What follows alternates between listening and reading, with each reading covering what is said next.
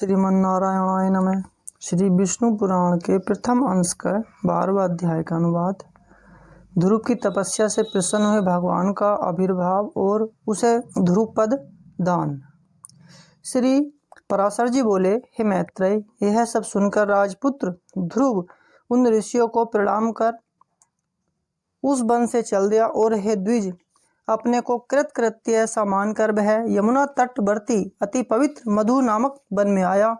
आगे चलकर उस वन में मधु नामक दैत्य रहने लगा था, इसलिए वह इस पृथ्वी तल में मधुवन नाम से विख्यात हुआ। वही मधु के पुत्र लवण नामक महाबली राक्षस को मारकर शत्रुघ्न ने मथुरा नाम की पुरी बसाई। जिस मधुबन में निरंतर देव श्री हरि की सन्निधि रहती है, उसी सर्व पापाहारी तीर्थ में ध्रुव ने तपस्या की। मरीचि आदि मुनीश्वरों ने उसे जिस प्रकार उपदेश किया था, उसने उसी प्रकार अपने हृदय में विराजमान निखिल देवेश्वर श्री विष्णु भगवान का ध्यान करना आरंभ किया। इस प्रकार हे विप्र, अनन्य चित्त होकर ध्यान करते रहने से उसके हृदय में सर्व भूतांतरयामी भगवान हरि सर्वतोभाव से प्रकट हुए। हे मैत्रेय, योगी ध्रुव के चित्त में भगवान विष्णु के स्थित हो जाने पर सर्वभूतों को धारण करने वाली पृथ्वी उसका भार न संभाल सकी। उसके बाएं चरण पर खड़े होने से पृथ्वी का बायां आधा भाग झुक गया और फिर दाएं चरण पर खड़े होने से दायां भाग झुक गया, और जिस समय वह पैर के अंगूठे से पृथ्वी को बीच से दबाकर खड़ा हुआ तो पर्वतों के सहित समस्त भूमंडल विचलित हो गया। हे महामुने, उस समय नदी, नद और समुद्र आदि सभी अत्यंत क्षुब्ध हो गए और उनके क्षोभ से देवताओं में भी बड़ी हलचल मची। हे मैत्रेय, तब याम नामक देवताओं ने अत्यंत व्याकुल हो इंद्र के साथ परामर्श कर उसके ध्यान को भंग करने का आयोजन किया। हे महामुने, इंद्र के साथ अति आतुर कुष्मांड नामक उप देवताओं ने नाना प्रकार के रूप धारण कर उसकी समाधि भंग करना आरंभ किया। उस समय माया ही से रची हुई उसकी माता सुनीति नेत्रों में आंसू भरे उसके सामने प्रकट हुई और हे पुत्र ऐसा कहकर करुणायुक्त वचन बोलने लगी। उसने कहा, बेटा, तू शरीर को बुलाने वाले इस भयंकर तप का आग्रह छोड़ दे। मैंने बड़ी बड़ी कामनाओं द्वारा तुझे प्राप्त किया है। अरे मुझ अकेली अनाथा दुखिया को सोच के कटु वाक्यों से छोड़ देना तुझे उचित नहीं है। बेटा, तू मुझ आश्रयहीन का तो एकमात्र तू ही सहारा है। कहाँ तो 5 वर्ष का तू और कहाँ तेरा यह अति उग्र तप। अरे इस निष्फल कलेशकारी आग्रह से अपना मोह मोड़ ले। अभी तो तेरे खेलने कूदने का समय है, फिर अध्ययन का समय आएगा, तदंतर समस्त भोगों के भोगने का और फिर अंत में तपस्या करना भी ठीक होगा। बेटा, तुझ सुकुमार बालक का जो खेल कूद का समय है, उसी में तू तपस्या करना चाहता है। इस प्रकार तू क्यों अपने सर्वनाश में तत्पर हुआ है? तेरा परम धर्म तो तुझको मुझको प्रसन्न रखना ही है। अतः तू अपनी आयु और अवस्था के अनुकूल कर्मों में ही लग, मोह का अनुवर्तन न कर और इस तप रूपी अधर्म से निवृत्त हो। बेटा, यदि आज तू इस तपस्या को न छोड़ेगा तो देख तेरे सामने ही मैं अपने प्राण छोड़ दूंगी। श्री पराशर जी बोले, हे मैत्रेय, भगवान विष्णु के चित्त स्थिर रहने के कारण ध्रुव ने उसे आंखों में आंसू भरकर इस प्रकार विलाप करती देखकर भी नहीं देखा। तब अरे बेटा, यहाँ से भाग भाग, देख इस महाभयंकर वन में कैसे घोर राक्षस अस्त्र शस्त्र उठाए आ रहे हैं। ऐसा कहती हुई वह चली गई और वहाँ जिनके मुख से अग्नि की लपटें निकल रही थी, ऐसे अनेकों राक्षसगण अस्त्र शस्त्र संभाले प्रकट हो गए। उन राक्षसों ने अपनी अति चमकीली शास्त्रों को घुमाते हुए उस राजपुत्र के सामने बड़ा भयंकर कोलाहल किया। उस नित्य योग युक्त बालक को भयभीत करने के लिए अपने मुख से अग्नि की लपटें निकालती हुई सैकड़ों सियारियां घोरनाद करने लगी। वे राक्षसगण भी इसको मारो मारो, काटो काटो, खाओ खाओ, इस प्रकार चिल्लाने लगे। फिर सिंह, ऊंट और मकर आदि कैसे मुख वाले वे राक्षस राजपुत्र को त्राण देने के लिए नाना प्रकार से गरजने लगे, किंतु उस भगवद्दास चित्त बालक को वे राक्षस, उनके शब्द, सियारियां और अस्त्र शस्त्र आदि कुछ भी दिखाई नहीं दिए। वह राजपुत्र एकाग्र चित्र से निरंतर अपने आश्रयभूत भगवान विष्णु को ही देखता रहा और उसने किसी और को किसी भी प्रकार दृष्टिपात नहीं किया। तब संपूर्ण माया के लीन हो जाने पर उससे हार जाने की आशंका से देवताओं को बड़ा भय हुआ। अतः उसके तप से संतप्त हो बे सब आपस में मिलकर जगत के आदि कारण शरणागत वत्सल अनादि और अनंत श्री हरि की शरण में गए। देवता बोले, हे देववादी देव जगन्नाथ परमेश्वर पुरुषोत्तम, हम सब ध्रुव की तपस्या से संतप्त होकर आपकी शरण में आए हैं। देव, जिस प्रकार चंद्रमा अपनी कलाओं से प्रतिदिन बढ़ता है, उसी प्रकार यह भी तपस्या के कारण दिन रात उन्नत हो रहा है। जनार्दन, इस उत्तानपाद के पुत्र की तपस्या से भयभीत होकर हम आपके शरण में आए हैं। आप उसे तप से निवृत्त कीजिए। हम नहीं जानते वह इंद्रत्व चाहता है या सूर्यत्व, अथवा उसे कुबेर, वरुण या चंद्रमा के पद की अभिलाषा है। अतः इस आप हम पर प्रसन्न होइए और इस उत्तानपाद के पुत्र को तप से निवृत्त करके हमारे हृदय का कांटा निकालिए। श्री भगवान बोले, हे सुरगण, उसे इंद्र, सूर्य, वरुण अथवा कुबेर आदि किसी के पद की अभिलाषा नहीं है। उसकी जो कुछ इच्छा है वह मैं सब पूर्ण करूंगा। हे देवगण, तुम निश्चिंत होकर इच्छा अनुसार अपने अपने स्थानों को जाओ। मैं तपस्या में लगे हुए उस बालक को निवृत्त करता हूँ। श्री पराशर जी बोले, देवाधिदेव भगवान के ऐसा कहने पर इंद्र आदि समस्त देवगण उन्हें प्रणाम कर अपने अपने स्थान को गए। सर्वात्मा भगवान हरि ने भी ध्रुव की तन्मयता से प्रसन्न होकर उसके निकट चतुर्भुज रूप से जाकर इस प्रकार कहा।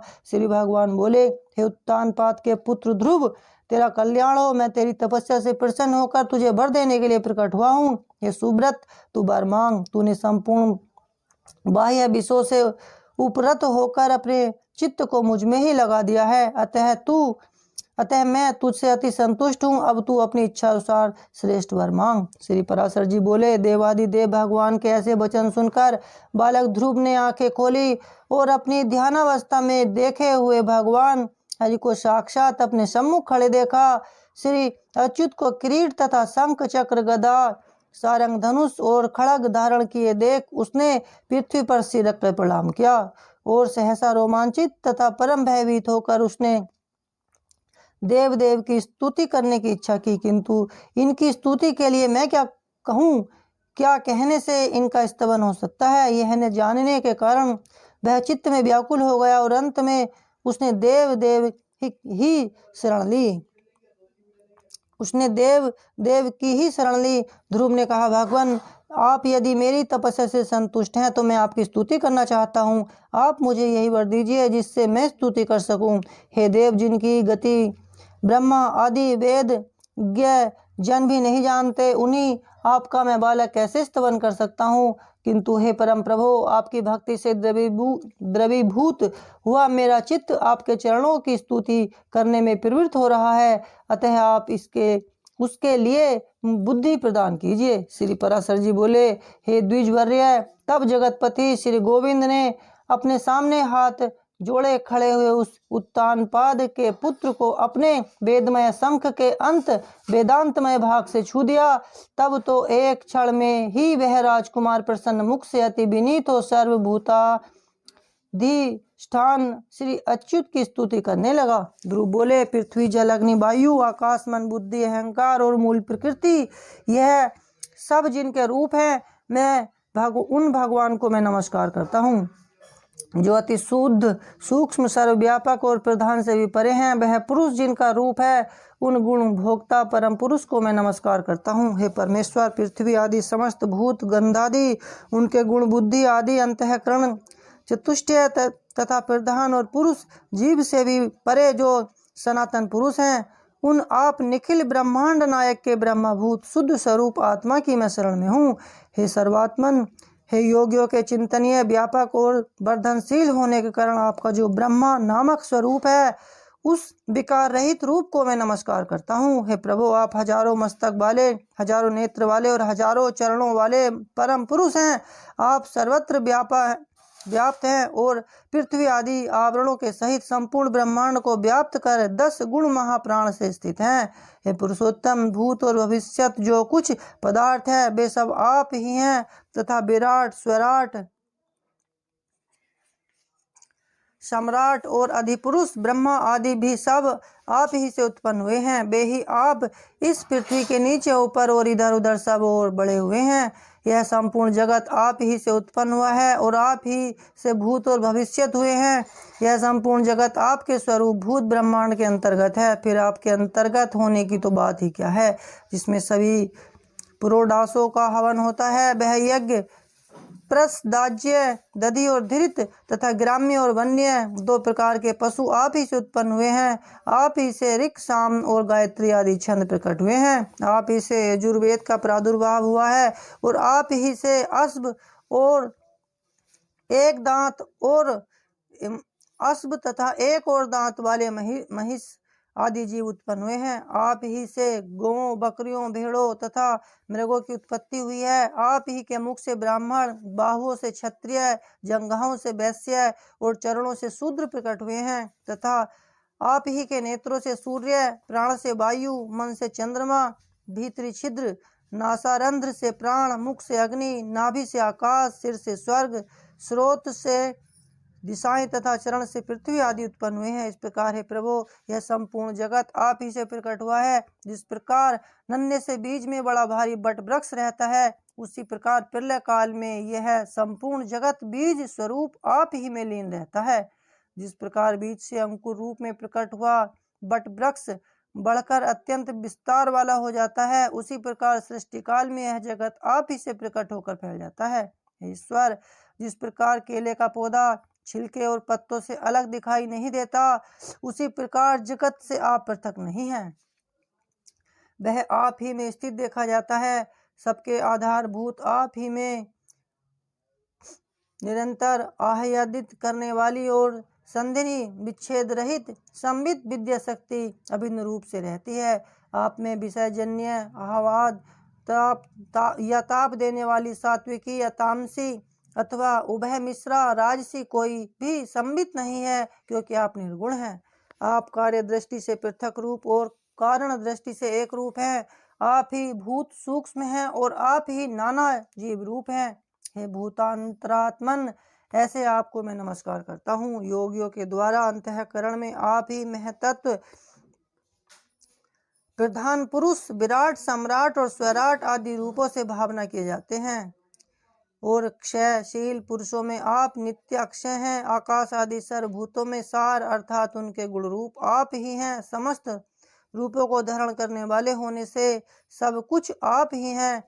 सब कुछ आप ही से हुआ है, अतएव सबके द्वारा आप ही हो रहे हैं। इसलिए आप सर्वात्मा को नमस्कार है। हे सर्वेश्वर, आप सर्वात्मक हैं क्योंकि संपूर्ण भूतों में व्याप्त हैं। अतः मैं आपसे क्या कहूँ, आप स्वयं ही सब हृदय स्थित बातों को जानते हैं। हे सर्वात्मन, हे सर्वभूतेश्वर, हे सब भूतों के आदि स्थान, आप सर्वभूत रूप से सभी प्राणियों के मनोरथों को जानते हैं।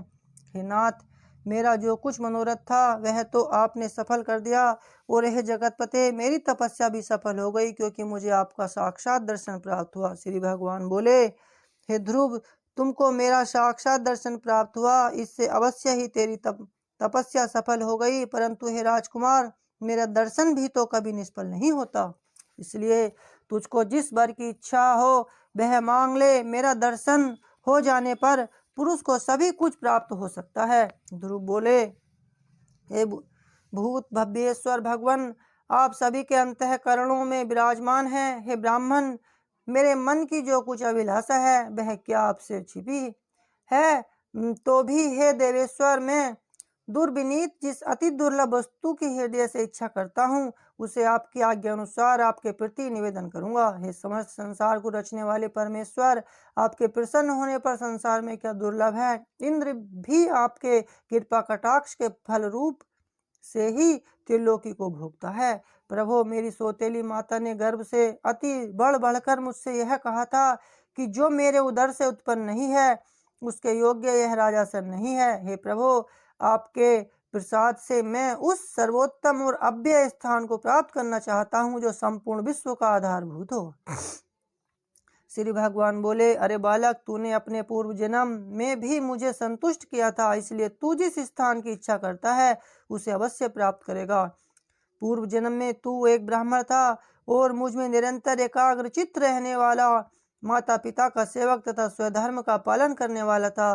कालांतर में एक राजपुत्र तेरा मित्र हो गया। वह अपनी युवावस्था में संपूर्ण भोगों से संपन्न और अति दर्शनीय रूप लावण्य युक्त था। उसके संग से उसके दुर्लभ वैभव को देखकर तेरी ऐसी इच्छा हुई कि मैं भी राजपुत्र हूँ। अतः हे ध्रुव, तुझको अपनी मनोवांछित राजपुत्रता प्राप्त हुई, और जिन स्वयंभू मनु के कुल में और किसी को स्थान मिलना अति दुर्लभ है। उन्हीं के घर में तूने उत्तानपाद के यहाँ जन्म लिया। अरे बालक, औरों के लिए यह स्थान कितना ही दुर्लभ हो, परंतु जिसने मुझे संतुष्ट किया है उसके लिए तो यह अत्यंत तुच्छ है। मेरी आराधना करने से तो मोक्ष पद भी तत्काल प्राप्त हो सकता है, फिर जिसका चित्त निरंतर मुझ में ही लगा हुआ है उसके लिए स्वर्ग आदि लोकों का तो कहना ही क्या। हे ध्रुव, मेरी कृपा से तू निस्संदेह उस स्थान में जो त्रिलोकी में सबसे उत्कृष्ट है, संपूर्ण ग्रह और तारामंडल का आश्रय बनेगा। हे ध्रुव, मैं तुझे वह ध्रुव निश्चल स्थान देता हूँ जो सूर्य, चंद्र, मंगल, बुध, बृहस्पति, शुक्र और शनि आदि ग्रहों, सभी नक्षत्रों, सप्तऋषियों और संपूर्ण विमानचारी देवगणों से ऊपर है।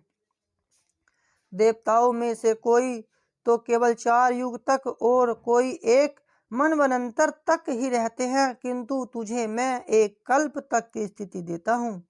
तेरी माता सुनीति भी अति स्वच्छ तारा रूप से उतने ही समय तक तेरे पास एक विमान पर निवास करेगी, और जो लोग समाहित चित्त से सायकाल और प्रातःकाल के समय तेरा गुण कीर्तन करेंगे उनको महान पुण्य होगा। श्री पराशर जी बोले, हे महामते, इस प्रकार पूर्व काल में जगतपति देवादिदेव भगवान जनार्दन से वर पाकर ध्रुव उस अत्युत्तम स्थान में स्थित हुए।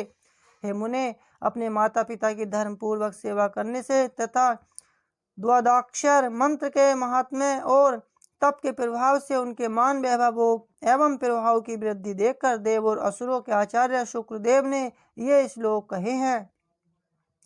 अहो, इस ध्रुव के तप का कैसा प्रभाव है, अहो इसकी तपस्या का कैसा अद्भुत फल है, जो इस ध्रुव को ही आगे रखकर सप्त ऋषिगण स्थित हो रहे हैं। इसकी यह सुनीति नाम वाली माता भी अवश्य ही सत्य और हितकर वचन बोलने वाली है। संसार में ऐसा कौन है जो इसकी महिमा का वर्णन कर सके। जिसने अपनी कोख में उस ध्रुव को धारण करके त्रिलोकी का आश्रयभूत अति उत्तम स्थान प्राप्त कर लिया, जो भविष्य में भी स्थिर रहने वाला है। जो व्यक्ति ध्रुव के इस दिव्य लोक प्राप्ति के प्रसंग का कीर्तन करता है, वह सब पापों से मुक्त होकर स्वर्गलोक में पूजित होता है। वह स्वर्ग में रहे अथवा पृथ्वी में कभी अपने स्थान से च्युत नहीं होता तथा समस्त मंगलों से भरपूर रहकर बहुत काल तक जीवित रहता है। इस प्रकार श्री विष्णु पुराण के पहले अंश में 12वां अध्याय समाप्त हुआ। ओ नमः भगवते